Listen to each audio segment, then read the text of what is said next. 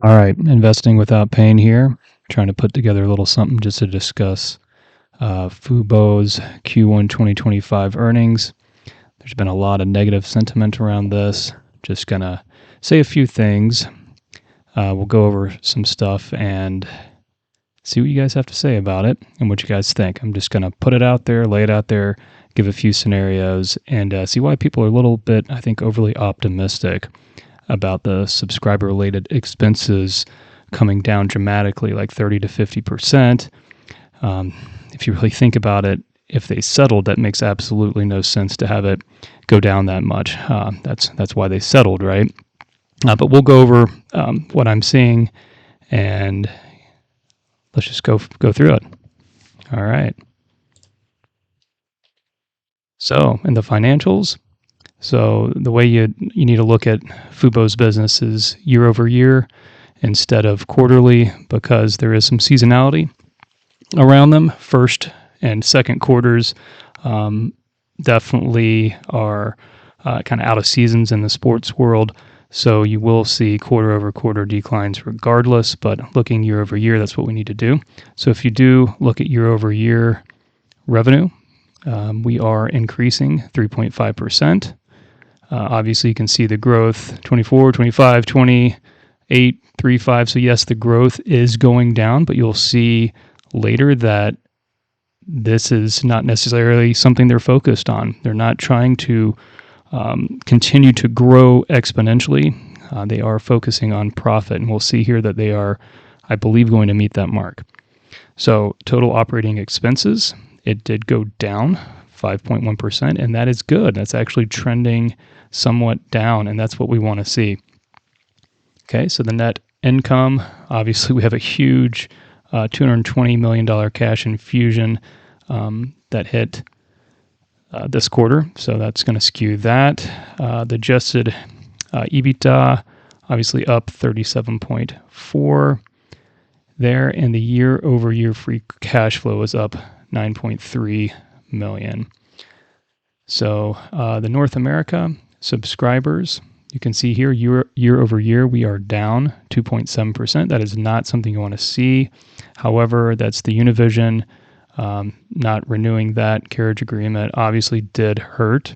You will see, I mean, we're going to talk about this later, but with Hulu, the merger, I believe that's what they're waiting on because Hulu already has carriage agreements there. We'll see how this merger works out, but I believe that's part of this settlement, right, guys? I mean, they had a settlement for a reason. They didn't go forward with this and go to the end and get the 30% and get all this. They had a give and take here, so we have to be realistic about that. Obviously, they had a Copa America thing that's going to come in to the future here for the second quarter. I guess we'll talk about that. That probably should be in the second quarter stuff, not this quarter stuff. Revenue year over year, talked about that, up 3.5% in North America. We are trending downwards in the rest of the world, but there's really not that many subscribers yet. 350,000. So really from 397 to 350. So, they do talk about this, that there's just a lot of untapped potential in the rest of the world market. And I believe they do have a plan for this. David Gandler just bought a team, right? A English team, soccer team, I guess, football team, and Leyton Orient. And they do have a chance to get promoted in the next few weeks. So we'll see how that goes. So he is trying to do some stuff, I believe, with soccer. That might be the key to get to the rest of the world. So just some notes here. Adjusted EBITDA was negative 1.4 million, a 37.4 million improvement from quarter one of last year. North America advertising had 7.3% decline year over year. So they did mention excluding the loss of ad insertable content. That just means they didn't have as many ads, advertisements, because they didn't have the Warner Brothers. They didn't have the Univision. So if they took that out, the performance actually improved year over year. They did renew the English Premier League. That's the top league in soccer in England and Canada. And they are closer to their profitability goals. They do say they want profit over growth right now. So I know everybody's really down on their growth story right now, but they aren't focused on that right now. They were growing. Now they are focused on becoming profitable. All right. So revenues. Let's see here. Advertising revenue. Subscriber-related expenses. So we did have the advertising revenue. It is going down. I believe, again, with Hulu merger, we're going to see this start going up. The total revenues are still going up, though. The subscriber-related expenses, here's where everybody's getting kind of a sore thumb on. It did go down 7.1%. Now, granted, their subscribers also went down. So, of course, it's going to go down a little bit, like 2.3%, I believe is what it was. So maybe it only went down like 5%, 4 or 5%. We'll talk about this in a little bit. But again, they settled. They don't have that 30 to 50% that everybody's hoping for right now. When they do merge with Hulu, it's going to make them even a bigger entity, even bigger than what Hulu is now.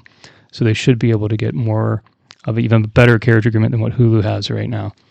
So operating loss, that operating loss is 59.8% less than it was year over year. That's huge. I mean, so they actually are decreasing that loss drastically. And that's what they're focusing on now, to get out of the hole, get out of the red, get to the green, get into earnings positive. Now here's that gain of this on the settlement, right? Close to $220 million, which we should kind of take out of the equation later.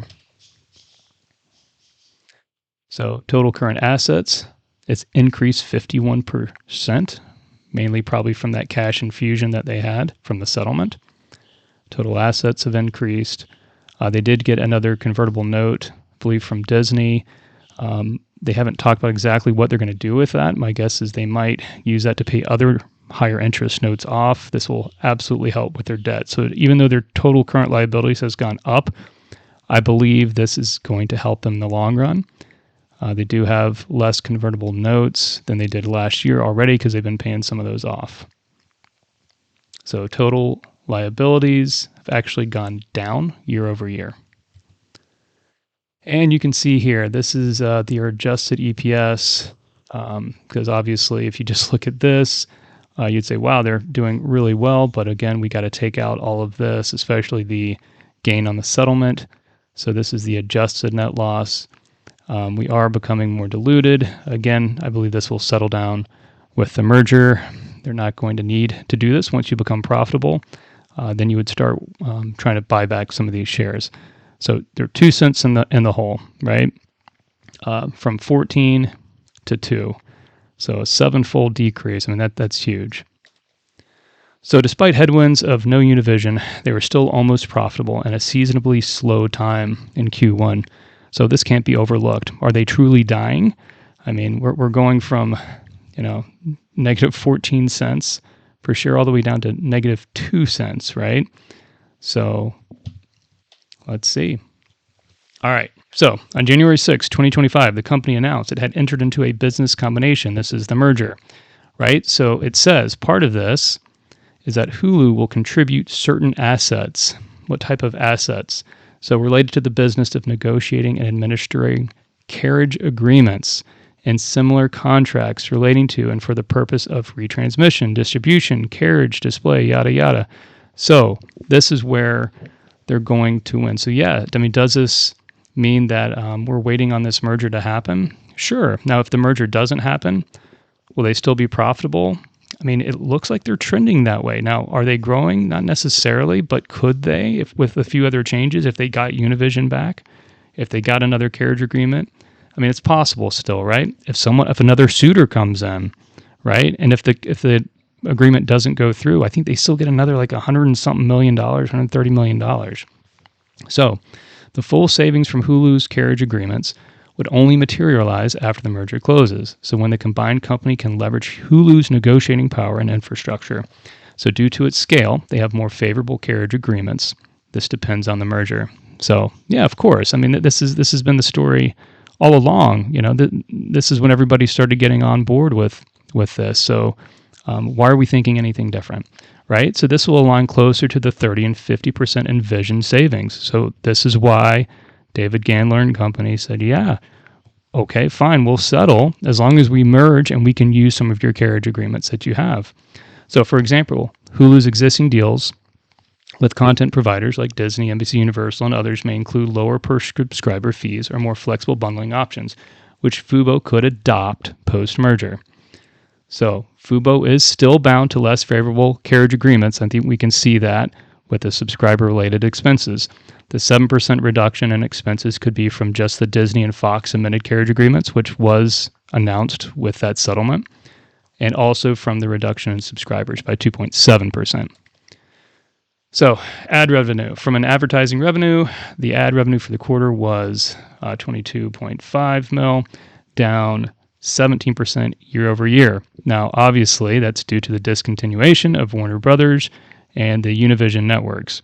Excluding these impacts, it says it right here, our underlying performance improved year over year.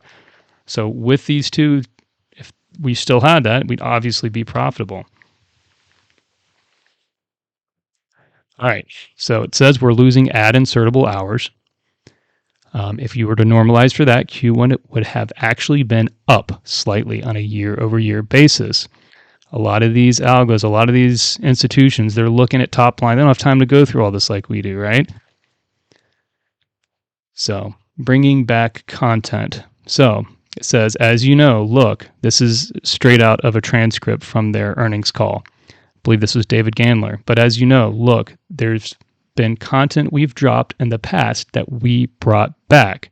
So say the merger doesn't go through and they can go back. They'll probably have to go back and get Univision. But right now, I believe they're waiting. I think they're going to wait to see if they're going to be able to get the carriage agreement through Hulu and through a bigger subscriber base, which would give them even better agreements here. So Hulu has active carriage agreements with Warner Brothers and Univision. Just remember that. All right, on a trailing, this is their guidance, which really I think is what tanked the stock. So on a trailing 12-month basis, we improve adjusted EBITDA and free cash flow by more than $100 million. So looking ahead, our North American guidance for second quarter 2025 calls for subscribers. I don't know why it says in millions, but anyway, there it is, or a 14% year-over-year decline at the midpoint, and a 10% decline in midpoint for revenue. Again, Q1 and Q2 are always seasonably low, but why the difference between this year and last year of such a drastic difference? Now, note that this guidance includes the continued impact of the recent drop of Univision, so we know about that, and reflects the benefit of a one-time sports event, and that's huge. That's Copa America. So this is like almost equivalent to like a World Cup.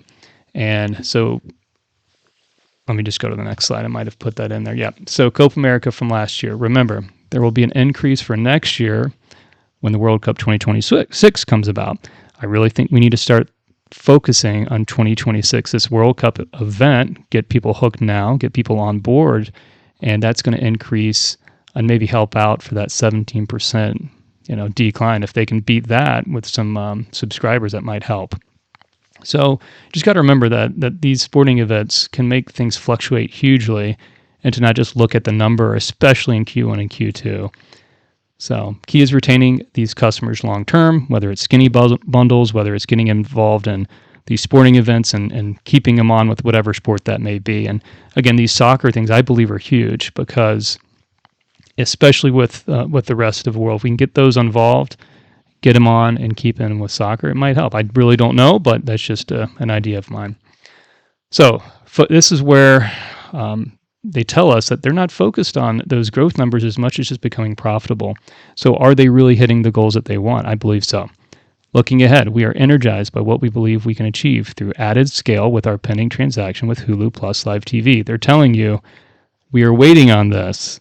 This is what's going to really, really help us, right? And this is going to scale us up. And with our growth story as Hulu, it's not us by ourselves right now. If we have to, they'll probably do it. But in the meantime, we remain firmly focused on achieving profitability in 2025. I believe this is what they're focused on. not these growth numbers, right? They're focused on profitability. Now, this is again from their transcript. Whiplash we've seen over the period, larger companies, he talks about Netflix, right? And other services, probably Google, that he doesn't want to mention. Our goal has always been profitability over growth. He says it again, profitability.